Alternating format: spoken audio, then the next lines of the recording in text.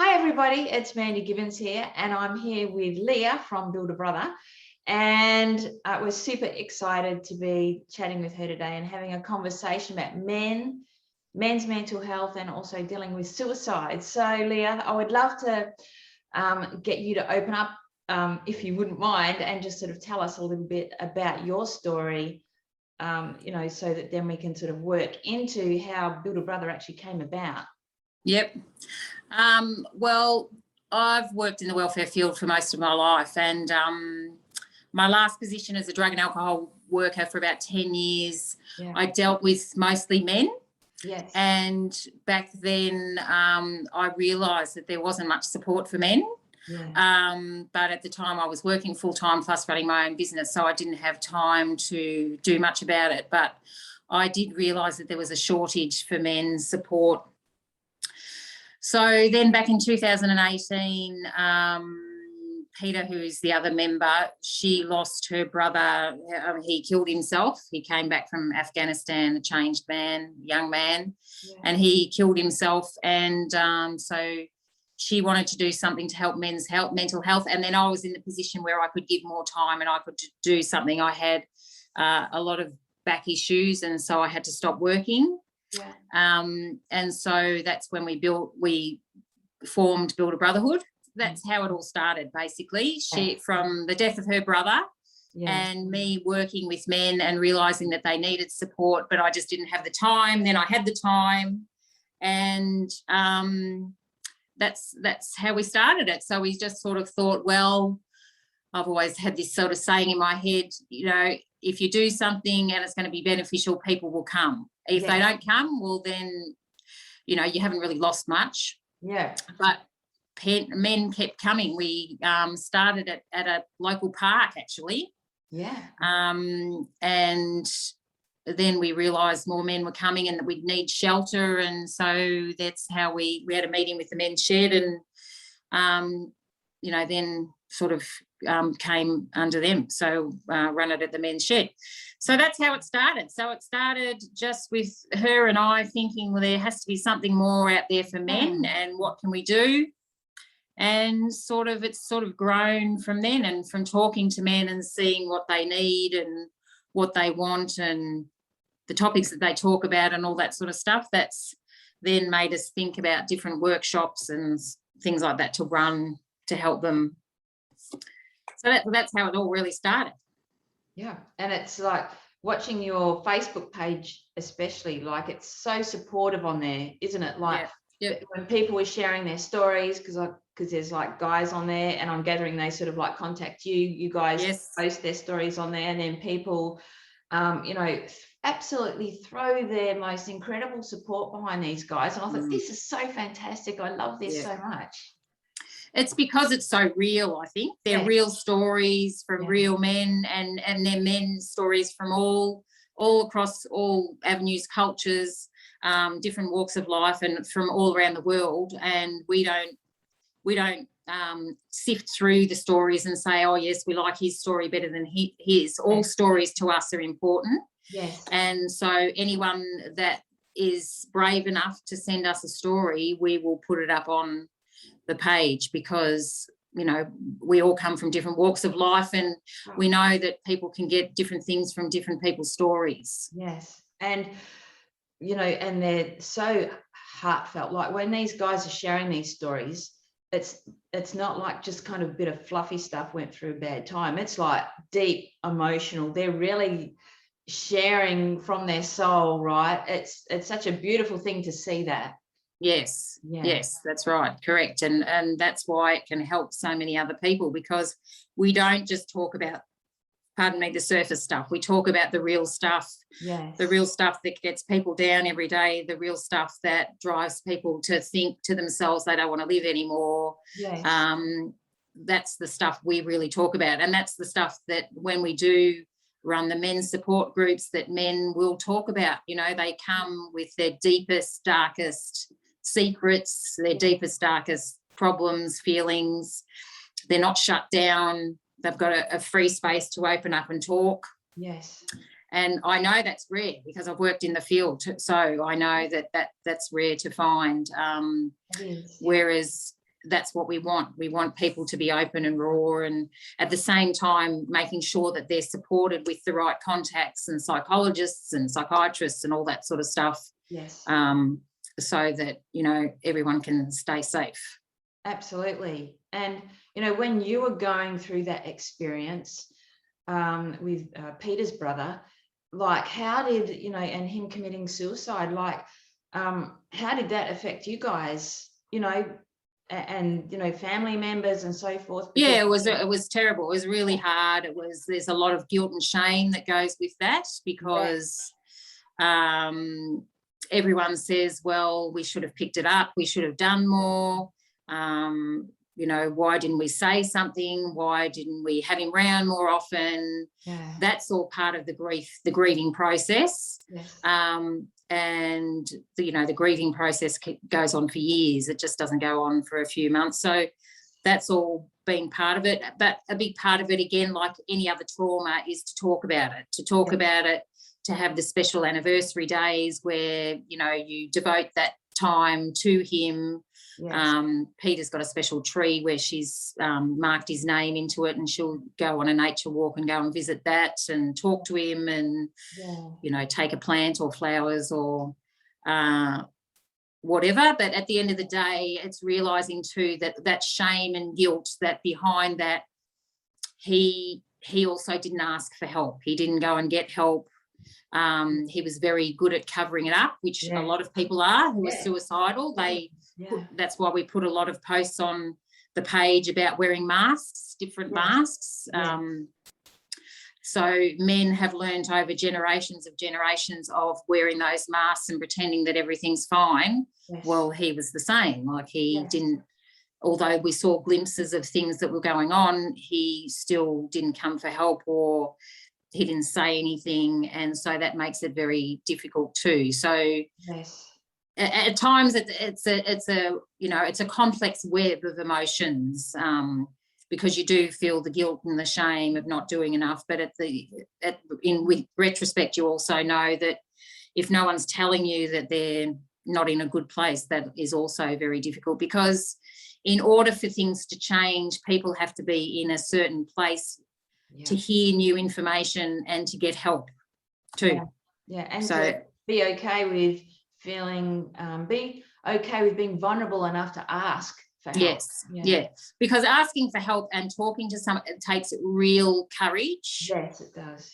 It takes a lot of strength and courage to be vulnerable and to say what's really going on. And that's not only that too, you also then, when you're telling someone, you're really facing it truthfully for yourself at the same time. It's like this huge amount of awareness around it, right? And it makes it real too, because often when something's going on in your head, you don't really hear it. You don't hear it for the first time until you verbalise it.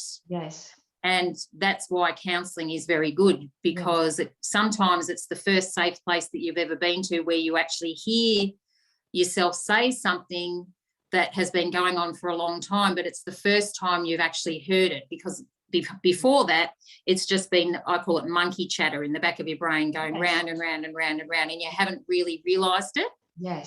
So that's why we promote on the men's page that is so important to talk, because that's the reason, because a lot of the time it's not until you actually hear yourself say something that the penny drops and you think, wow, I didn't realise I was thinking that, or that it was as bad as that, or whatever.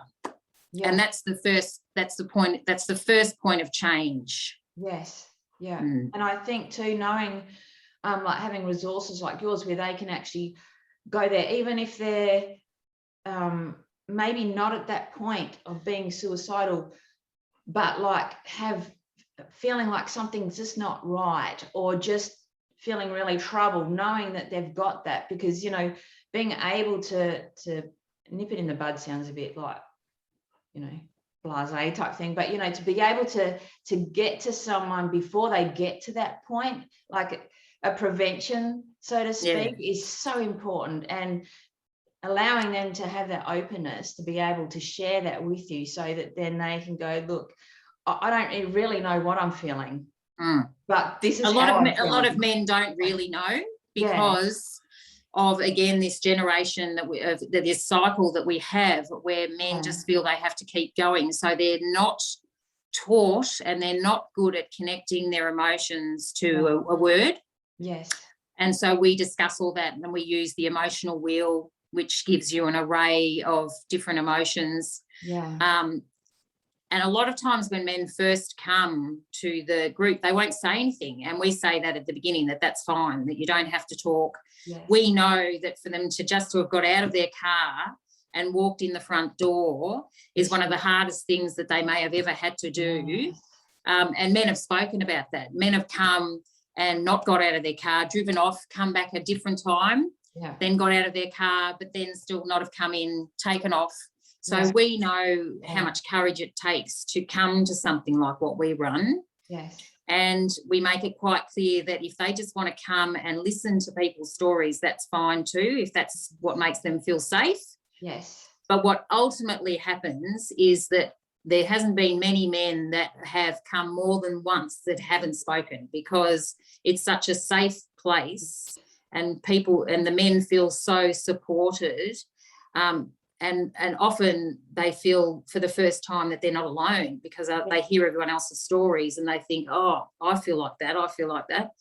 And it really doesn't take long before they do want to talk, because that's what's happening. You know, when you've got stuff going on, you do want to talk. You do want to be in a place where you feel safe and that you feel heard. Yes. So we talk about all that, about the fear of, you know, opening up and how it's not easy, and how men have been culture has taught men not to talk about how they feel, and often men they don't talk about how they're feeling, they'll talk about an actual incident or what's going on from a logical perspective. Yes. Because that's, again, how they've been trained to process things.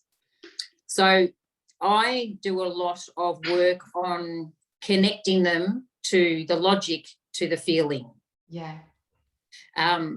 So, that's what I spend a lot of time doing, to connect the two, because that's when you can get healing. When you can connect the two, you can then sit with the feelings, honour those feelings, be kind to yourself, and that's how you then get through things and move on. It's when we separate them and push them away that we get stuck.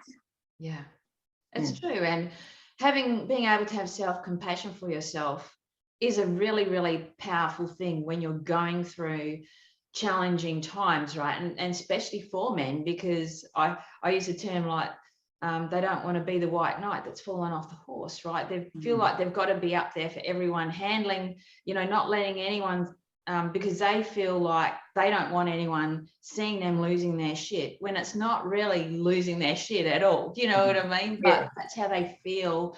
And so it's such a struggle for them to open up and share. And I love hearing this so much. I'm so passionate about this. This is so fantastic.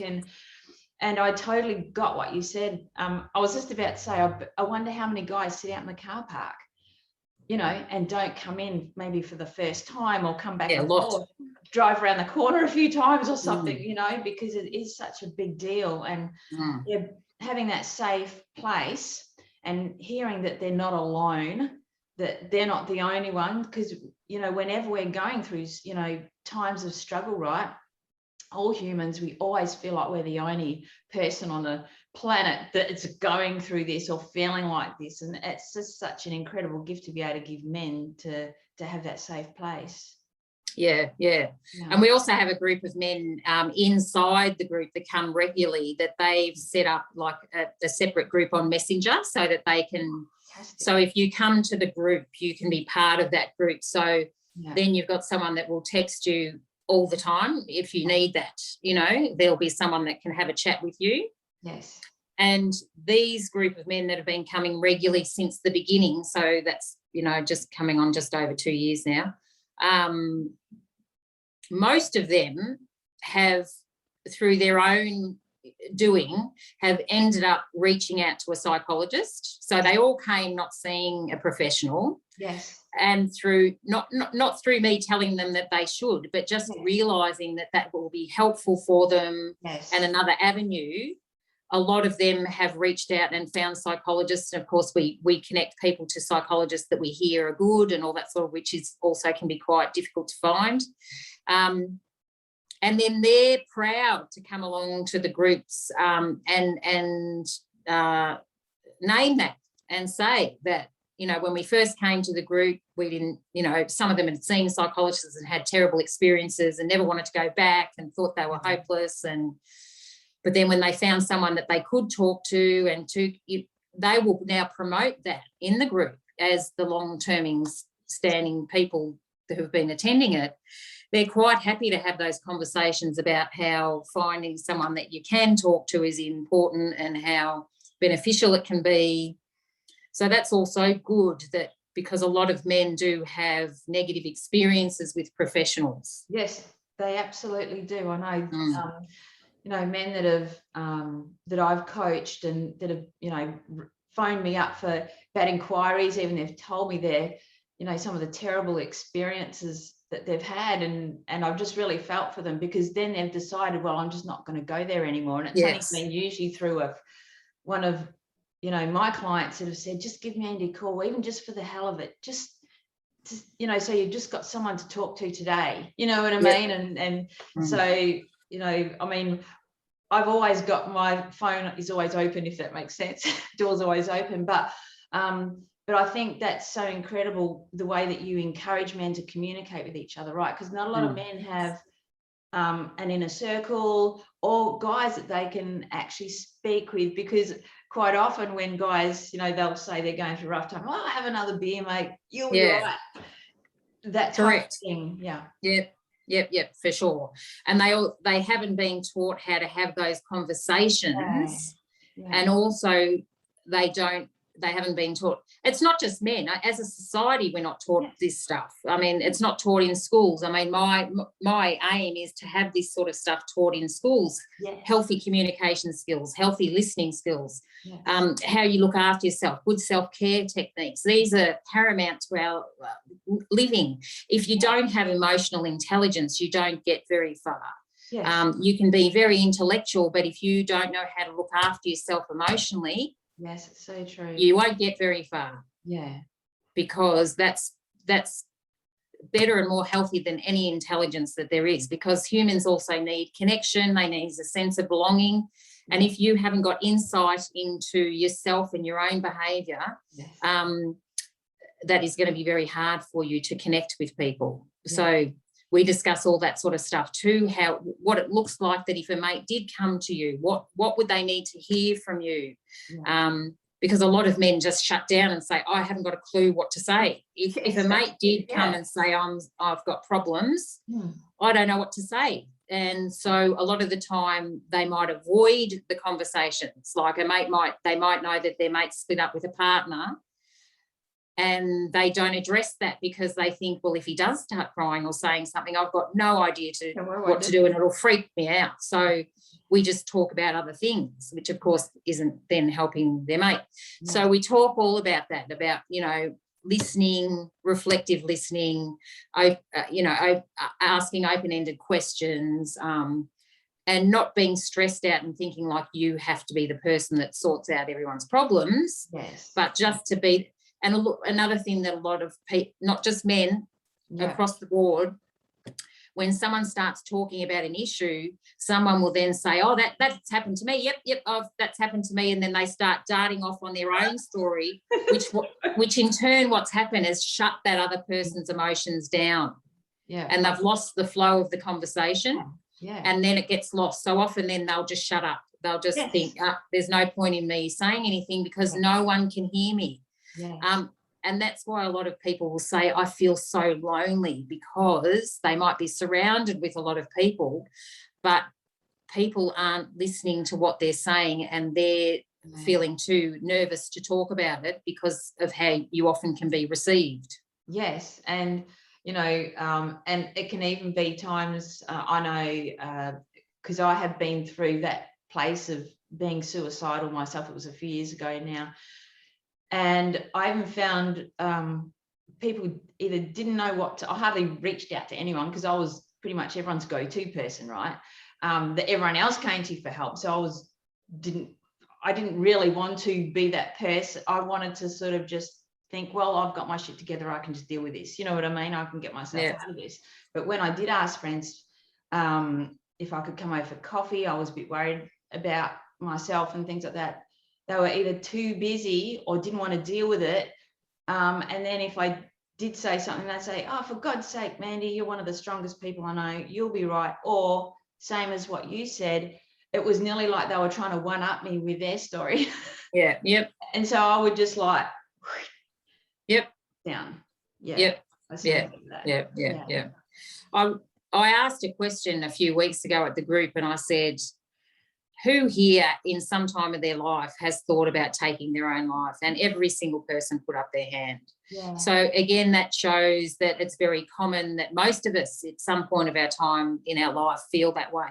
Yes. And it's and you know, it's because of pain and wanting to stop the pain and the loneliness and the lack of connection, lack of sense of belonging, not knowing how to get out of certain problems. Yes. In life, you know, how to take those steps to get out of, you know, some people have huge financial debts and problems, and they just think, I don't have the answers how to deal with these everyday problems, so I will focus on not being here anymore because that's the only thing I can take control of. Yes. I don't know what else to do. Yeah. And so then they get fixated on thinking like that. So we talk about things like that, about how you take small steps when you're highly stressed, and you take control of one thing at a time, and those, you know, instead of lunging forward thinking like, you know, you have to solve every problem in one day, how it's a learning process and it takes time, and that we all need connection and we need to feel safe around people, and to look at the people that you're hanging around with. Are they good people? Are they not good people? When you leave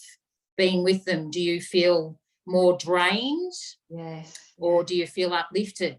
Are you the sort of person, because of your history, that you spend a lot of time, as you were saying, Mandy, fixing other people's problems and thinking like you have to be there for everyone, because life has taught you that that's how you're accepted and that's how you feel good about yourself. Yes.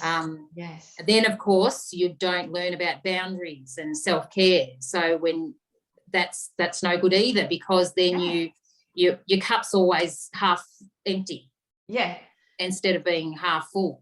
And how many people do that?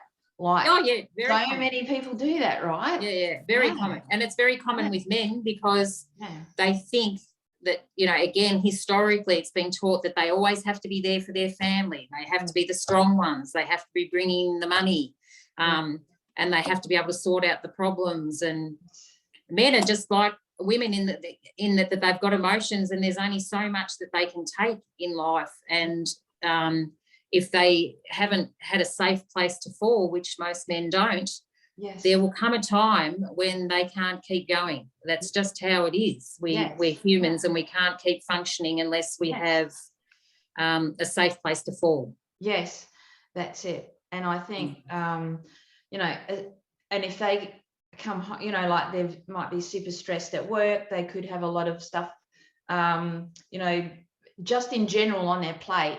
And then if they don't feel safe at home, because they still feel like they have to be like that, then at home, there is no rest, nothing for them. That's right. That's right. And if they're not used to sitting down and talking about how they're feeling, which we know is more common than not, that they just keep pushing down those emotions and keep saying to themselves, oh, I've just got to keep going, I've just got to keep going. But then what happens is that you will start getting medical problems and suffering from medical issues, whether that's headaches, back problems, stomach problems, heart problems, bowel problems. It will manifest itself in some way, because it's your body screaming out saying you need to rest. You're not coping. You need help here. So if you're not, if your mind, if you can't get through that emotionally, your body will physically start to try to tell you something. And when you're at that stage, you then become scared to stop, because you're worried about what will happen when you do stop, right? Of course. And usually men have got such great responsibility that usually, even though these days women are working too, usually when kids are involved, the man is still the main bread income provider. So they just feel like they can't stop, like they just have to keep going and keep going and keep going. So the pressure is enormous. Yes, yeah, that's right. Oh, I'm so stoked we're having this conversation today. This is so awesome. I could actually talk to you for hours, but I know we don't have a lot of time, but I'm just like, this is just incredible. And so when, you know, what sort of advice would you give to guys when they're sort of, they really want to, they want to talk to someone, they're not sure how, they've got, you know, they've heard of a group like yours, organization like yours, and they're going, well, I really want to go there. I'm not sure how I feel about it. Like, because for men, it's that feeling of weakness. Like they say they feel weak just for the point of wanting to talk to someone, or just for the sake that they feel like maybe they're feeling a little bit vulnerable when they really shouldn't be feeling like that. That's the perception that they have. Yeah. Well, again, I suppose it's that whole thing of when's enough going to be enough? When are you going to look at something differently? I know as I said before, it takes a lot of courage, and we've had a lot of men tell a lot of stories about how difficult it has been to come to something like ours. But within minutes that they've walked in the door, you can see their face changes, their whole demeanour changes. They're happy that they're there, to be surrounded by like-minded people with no judgment. So in everything in life, it's how we look at it. It's our perception of stuff. So if men keep going on every day thinking the same way, that, you know, I can't talk about how I feel, you know, I can't be vulnerable, well, nothing's going to change other than what's happening to them at that time. Yeah. And so we talk a lot about that a lot of this moving forward is about shifting and changing the way that we process information and the way we think about things. So we have to help men realise that being vulnerable isn't weakness. Yeah.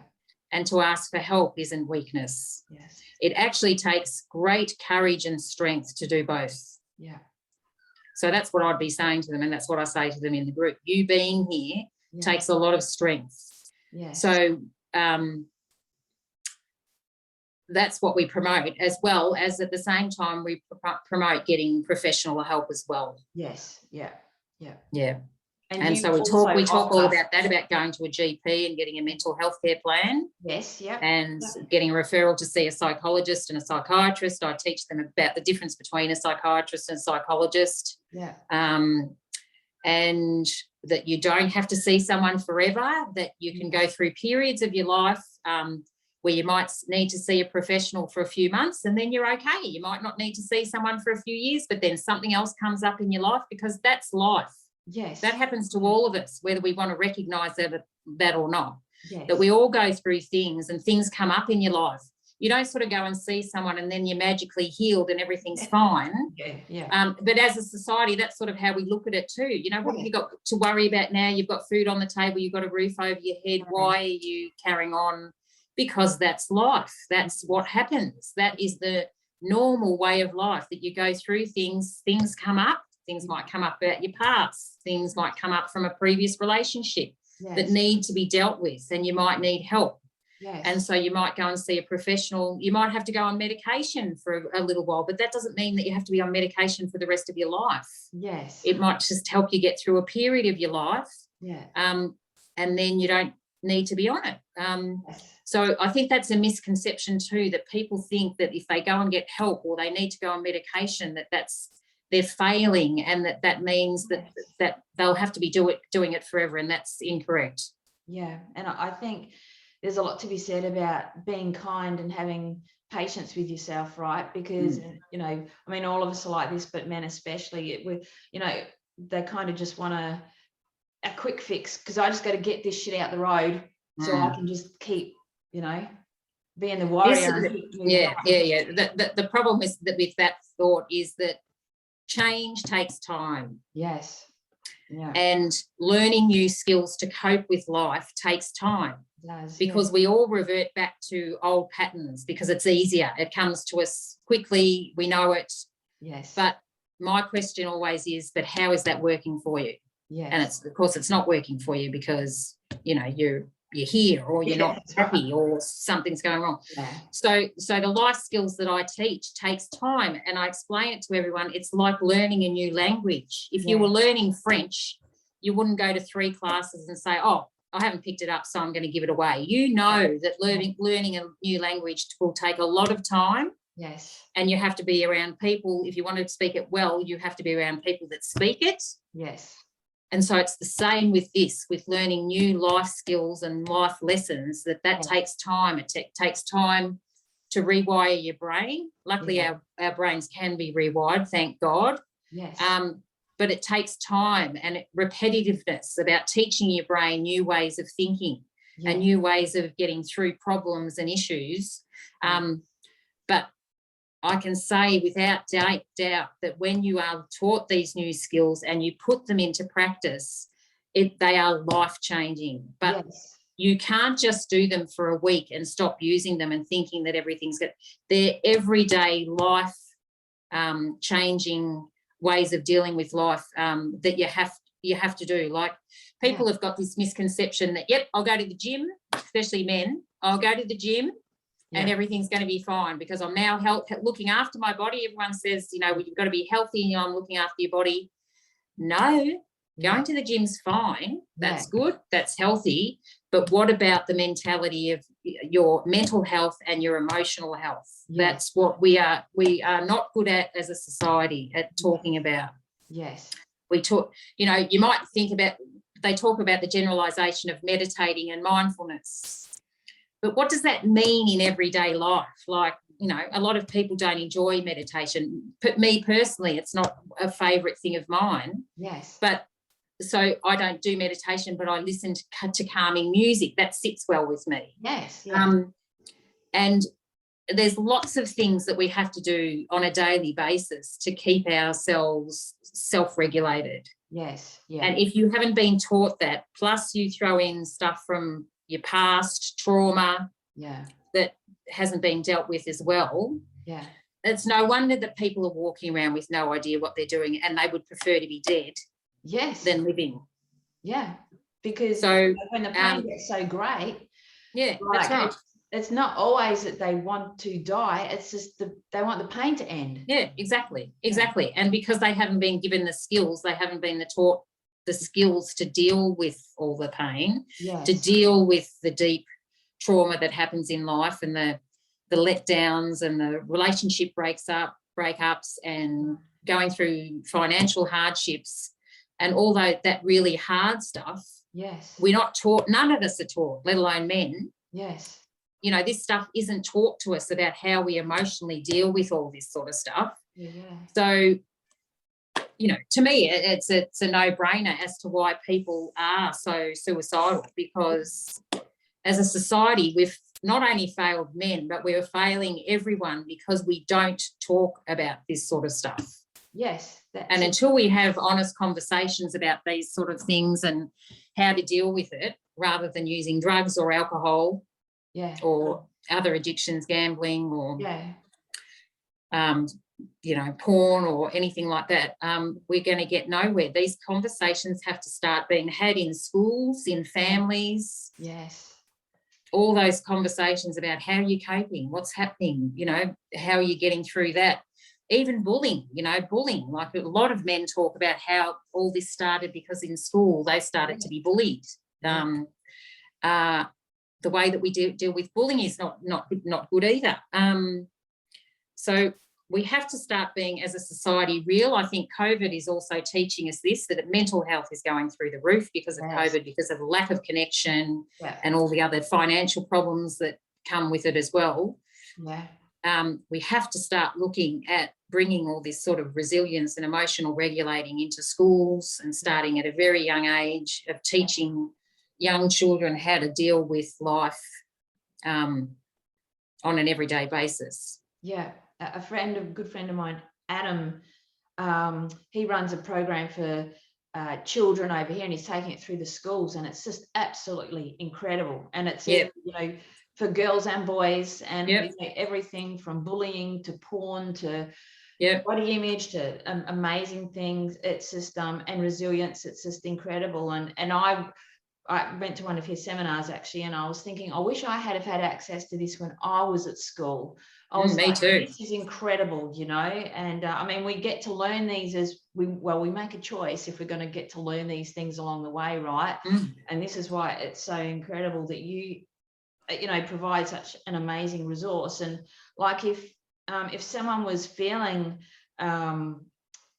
like suicidal, and you know, or they had friends that were feeling suicidal, and sort of how what would you sort of advice would you like say to them, like how they could maybe support their friends or reach out to them? Because you know, it's not uncommon for people when they're feeling suicidal they want help, don't want to talk to people, they close down, people won't hear from them for weeks, they don't know what's going on, you know what I mean? Yeah. Well, like I said before, it's a double-edged sword, really. The person who's suffering, if they're not telling anyone, then it's very difficult for people to help them. Then there's the other side of the coin, that if they're talking just to friends that don't have the skills to help them, well, then the only help they're going to get is surface help, and that's realistic, because friends don't have the expertise or the you know, the professional skills to help them. So I'd be saying to the friends that if you're noticing that, you know, one of the main things that people who are not doing well do is they isolate themselves. They stop responding to texts or phone calls. They're staying at home. They make excuses as to why they can't come to the next function or next party or whatever. So if you're noticing that that's happening with a friend of yours, well, that's when you can reach out and just have the honest conversations, like, you know, I'm realising that you're not connecting, you're not coming out like you used to. What's going on? Are you okay? There's always that question of, are you okay? You can't go wrong with that comment.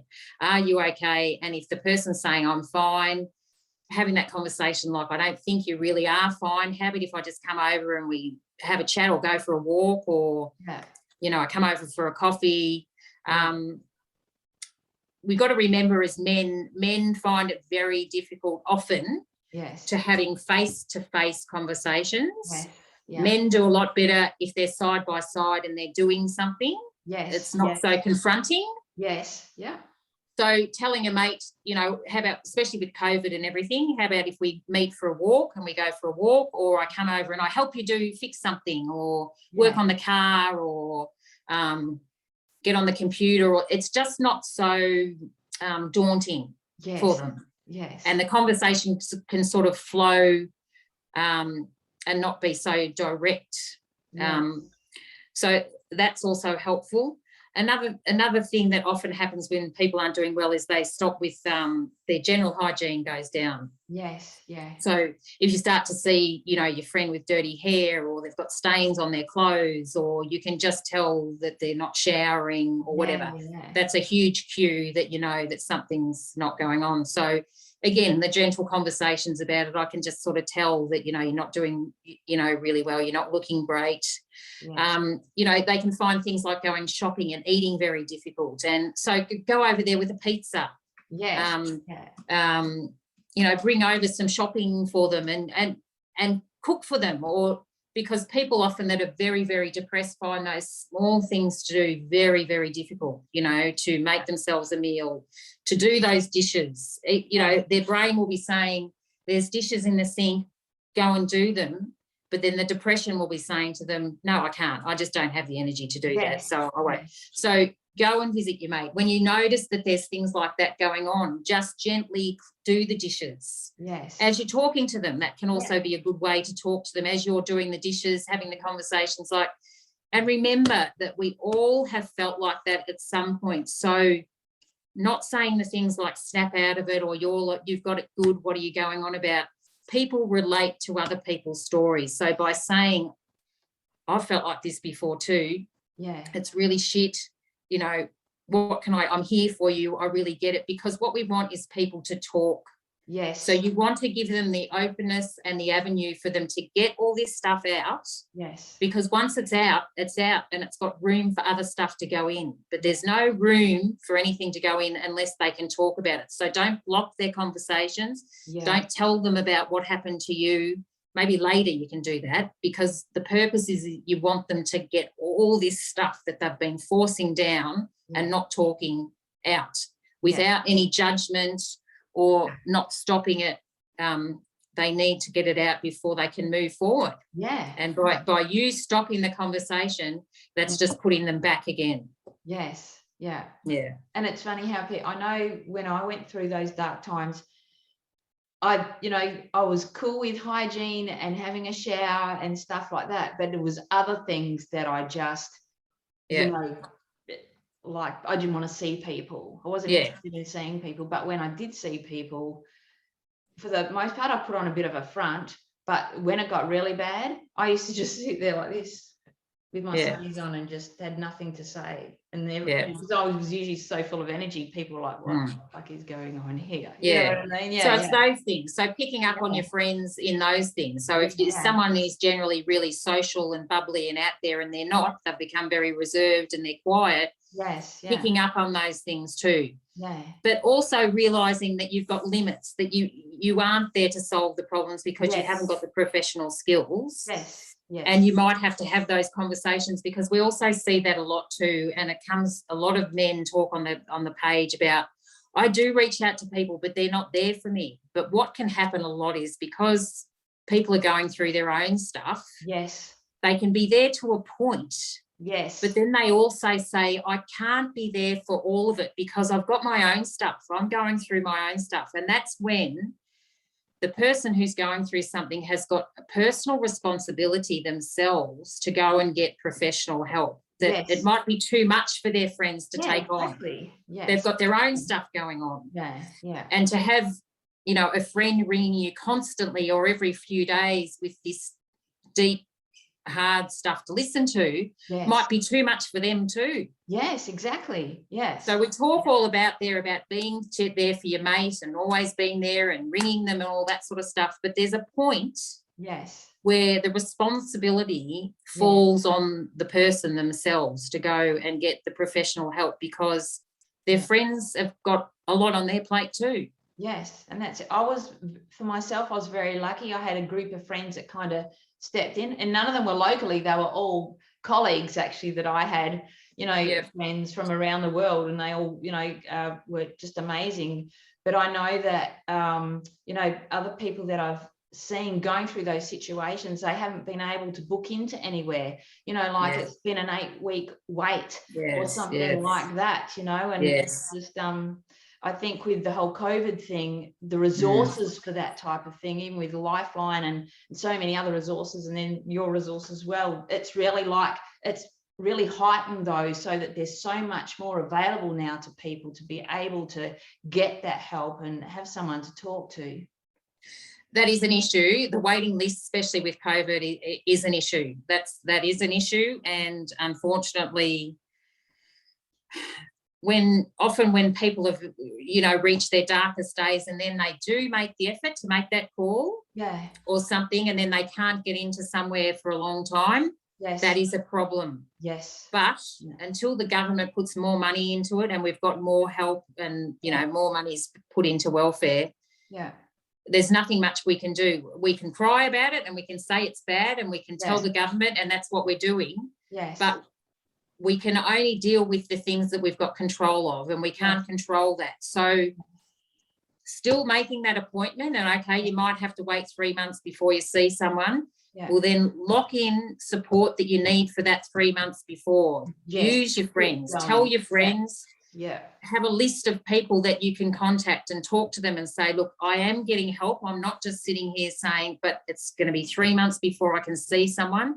And once people know that too, they're more inclined to say to themselves, well, it's 3 months. They are doing the right thing. They're going to get professional help.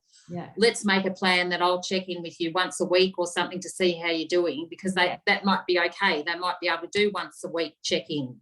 Whereas another friend, a game plan a game plan. Another friend might check in on another day. At the same time, you might choose to read a book about life skills, or a good book that you've heard, that's got, or you tune into podcasts. You start listening to podcasts as well. There is so many other things. There's NA, there's AA, they're still running during COVID. Whether it's on Zoom or whatever.